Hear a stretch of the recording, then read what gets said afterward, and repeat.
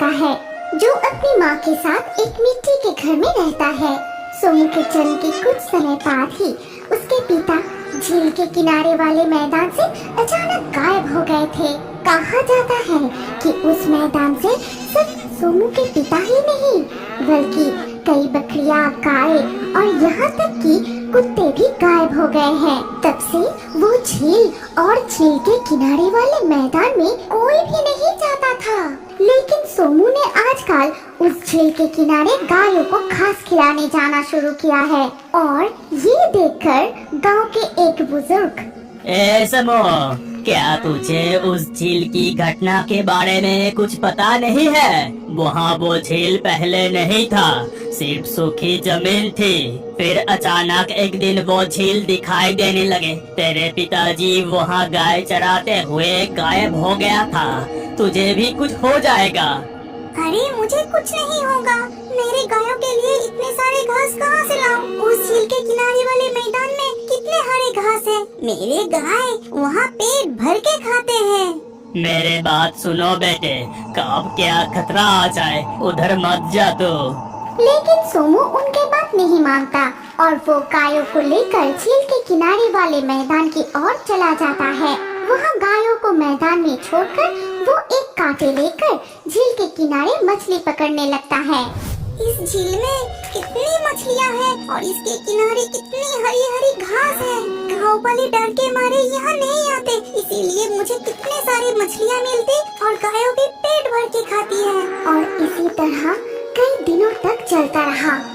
एक दिन रात के समय जब सोमू सो रहा था, अचानक उसकी सारी गाय जोर जोर से चिल्लाने लगी, जैसे गायों ने कुछ देखकर बहुत डर गई है। अरे इतनी रात को सारी गाय चिल्ला क्यों रहा है? अचानक इन्हें क्या हो गया? माँ अभी सो रही है, मैं ही जाकर देख आता हूँ। सोमू घर से बाहर निकलकर गायों के पास जाकर देखता है कि वहाँ एक गाय रस्सी तोड़कर कहीं चली गई है। अरे मेरी कमली गाय कहाँ चली गई? लगता है घास खाने के लिए उस झील के किनारे भाग गई है। मैं जाकर उसे ले आता हूँ।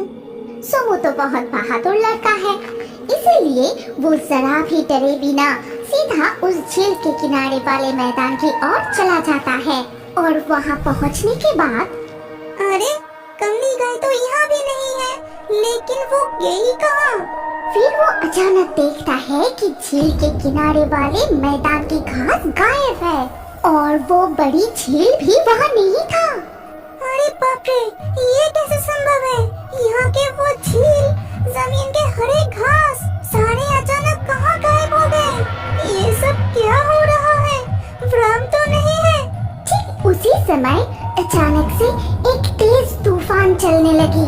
उस तेज तूफान में जैसे सोमू को वहाँ से हटाने की कोशिश कर रही है। अरे ये क्या हो रहा है? मैं तो जमीन पर पैर टिका कर नहीं रख पा रहा हूँ। लग रहा है जैसे कोई मुझे धक्का दे रहा है। उस तूफान की ताकत ने जैसे उसे धक्का देते हुए उसके घर की ओर ले जाना शुरू किया और वो घर पहुँचते ही तूफान रुक गया। सोमू को कुछ भी समझ नहीं आया। वो अपने बिस्तर पर जाकर लेट गया। अगले दिन सुबह, सोमू, बेटा सोमू, इतनी देर तक सो रहा है? क्या गायों को आज घास खिलाने नहीं ले जाएगा? सोमू जल्दी उठकर बिस्तर पर बैठता है और अपनी माँ से कहता है, हाँ माँ, जा रहा हूँ। क्या देर हो गया? ठीक है, मैं अभी जाता हूँ। पता है सोमू, कमली गाय आसपास कहीं भी नहीं मिल रहा है, सिर्फ उसकी रस्सी पड़ी हुई है। तू झील के किनारे जाके एक बार देख तो बेटा। पता है माँ, उस दिन गोपाल दादाजी पिताजी के बारे में कह के उस झील के किनारे वाले मैदान में जाने के लिए मना कर रहे थे। अच्छा माँ, मैं जो जाता हूँ, तुम्हें डर नहीं लगता? बहुत डर लगता है बेटा, लेकिन हम दूध बेचकर ही अपना गुजारा करते हैं और गायों को पेट भरकर खाना नहीं देंगे तो दूध कहाँ से मिलेगा? इसीलिए हमेशा प्रार्थना करता हूँ कि तुझे कोई नुकसान न पहुँचे। फिर सोमू गायों को चराने के लिए निकल पड़ता है और झील के किनारे वाले मैदान में पहुँचकर देखा, अरे पहले जैसा ही जमीन पर हरे हरे घास, पानी से भरा हुआ वो झील, सब कुछ ठीक ठाक है। तो फिर कल मैंने क्या देखा और मेरा कमली गाय कहाँ चली गई? बहुत खोजने के बाद भी कमली गाय को नहीं पाया गया। सोमू पूरे दिन झील के किनारे बैठकर सोचता रहा और उसी दिन आधी रात को सोमू बिना अपनी माँ से कुछ कहे चुपके से घर से निकलकर झील के किनारे वाले मैदान के पास आता है और एक पेड़ के पीछे छुपकर देखता है कि झील का पानी तेजी से घूमने लगा है। अरे बाप रे, ये तो झील के पानी से एक स्वर्ण जलपरी निकल के आई। सोमू और देर किए बिना दौड़कर उस सुनहरी जलपरी के सामने जाता है। तुम कौन हो? क्या तुम हर रात झील के पानी से निकल आती हो? मैं सुनहरी जलपरी हूँ। एक चुड़ैल अपनी जादुई शक्ति से मुझे इस झील में कैद करके रखा है। वो हर रात यहाँ वहाँ शिकार करती है, कभी-कभी यहाँ भी आती है। तब मुझे उस चुड़ैल के लिए शिकार करना पड़ता है। अच्छा, तो तुम ही हो जो मेरे कमली गाय को पकड़ के रखा है? हाँ, वो चुड़ैल कल यही थी। उसी के खाने के लिए तुम्हारी कमली गाय को मैं ले आई थी। अब तुम यहाँ से चले जाओ, वो चुड़ैल कभी भी आ सकती है। सोमू उस दिन के लिए वहाँ से लौट आता है, लेकिन रात में फिर उसकी गाय डर के मारे चिल्लाने लगती है। तब वो जल्दी से घर के बाहर निकलकर देखता है कि मंगला गाय वहाँ नहीं है। सोमू दौड़कर फिर से झील के किनारे वाले मैदान के पास जाता है और छिपकर देखता है कि वहाँ झील और घास कुछ भी नहीं है। वहाँ सिर्फ सुनहरी जलपरी खड़ी है। क्या वो चुड़ैल आज भी यहाँ था स्वर्ण जलपरी, और वो मेरे मंगला गाय को भी चुरा लिया गया? हाँ, लेकिन तुम यहाँ क्या कर रहे हो? यहाँ से चले जाओ, नहीं तो वो चुड़ैल तुम्हें भी। नहीं, मैं यहाँ से नहीं जाऊँगा। तो मुझे बताओ कि उस चुड़ैल को कैसे सजा दी जाए और तुम्हारी मुक्ति कैसे होगी?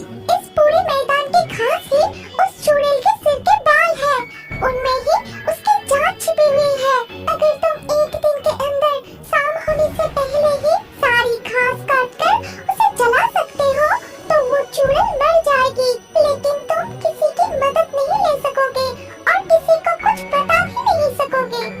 सोमू ये सुनकर फिलहाल घर लौट आता है, लेकिन सुबह होते ही वो उस मैदान में घास काटना शुरू कर देता है।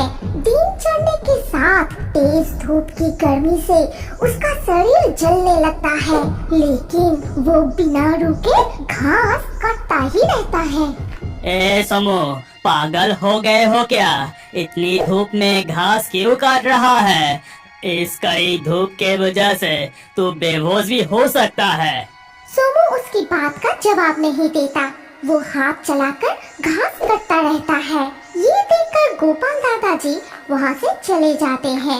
इसके बाद उसकी माँ वहाँ आकर, ओ सोमू, मेरे बच्चे घर चल। पूरे दिन तूने कुछ नहीं खाया, एक बूंद पानी तक नहीं पिया।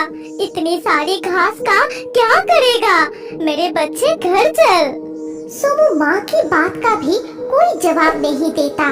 वो घास काटता ही रहता है। इस तरह घास काटते काटते जब लगभग शाम हो जाती है, तब अचानक एक भयंकर तूफान उठता है और चारों ओर धूल से भर जाता है। सोमू समझ जाता है कि क्या होने वाला है।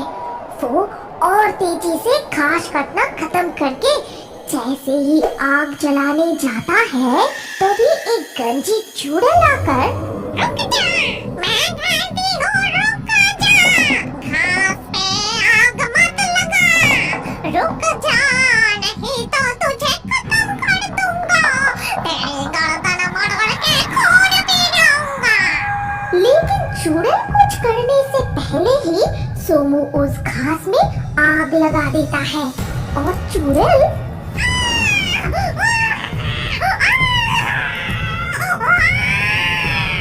इसके साथ साथ चुड़ैल जलकर राख हो जाती है और स्वर्ण जलपरी वहाँ प्रकट होती है। फिर तुम्हें बहुत बहुत धन्यवाद सोमू, आज मेरी मुक्ति हो गई, इसीलिए मैं तुम्हें कुछ सोने के सिक्के देती हूँ, तुम इन्हें बेचकर और गाय खरीदना और इस मैदान में खेती करना। मैं तुम्हें आशीर्वाद देती हूँ कि ये झील हमेशा ऐसे ही रहेगी। ये कहते ही सरने चल पड़ी।